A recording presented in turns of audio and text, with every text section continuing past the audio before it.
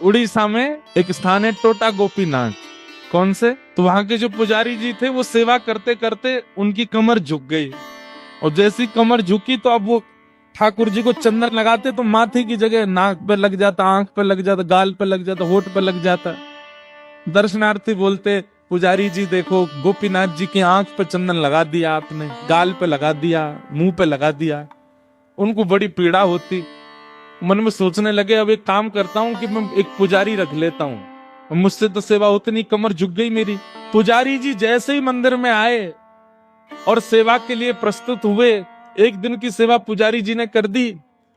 रात्रि में मंदिर जैसे ही बंद हुआ तो महाराज, पूर्व के जो पुजारी जिनकी कमर झुक गई, उनके स्वप्न में श्री ठाकुर जी गए और ठाकुर जी जाके बोले, देखो मुझे आपसे ही सेवा चाहिए, ये कोई और मेरा स्पर्श नहीं करेगा, आप ही चंदन घिसो, आप ही पोशाक पहनाओ, आप ही श्रृंगार करो। ठाकुर जी, मुझे बहुत प्रसन्नता है कि आपको मुझसे सेवा चाहिए, पर मैं तो बीमार हो गया, मेरी कमर झुक गई, अब कैसे चंदन लगाऊं आपको? ठाकुर जी बोले, हमें नहीं पता, हमें आपसे ही सेवा चाहिए, कल सुबह पुजारी नहीं आना चाहिए, आप ही आओगे सेवा में।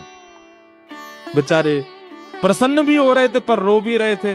प्रसन्न इसलिए हो रहे थे, बताओ ठाकुर जी को मेरे हाथ से सेवा चाहिए, रो इसलिए रहे थे कि मैं सेवा कर नहीं पाता।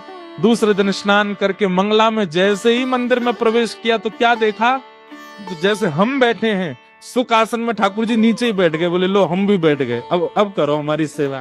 तो उनका नाम पड़ गया टोटा गोपीनाथ। पर एक टोटा गोपीनाथ है जहां बैठे हुए ठाकुर जी।